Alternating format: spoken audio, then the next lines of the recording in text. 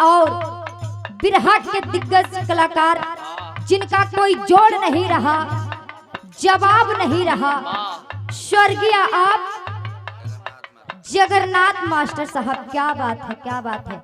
उनके नाती की तरफ से माननीय आप रोशन लाल यादव जी, क्या बात है।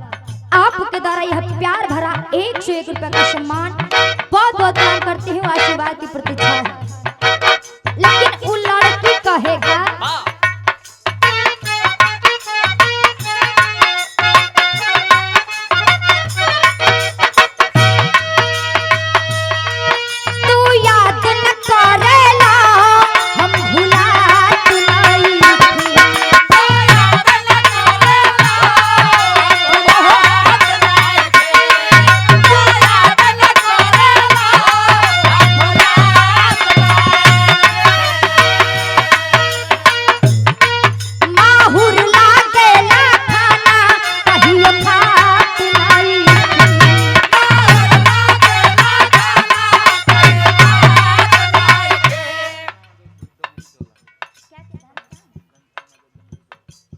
और डमरी टोला से सम्मानित आप घनश्याम यादव जी, आपके कर कमलों द्वारा यह 501 रुपया से नवाजा गया।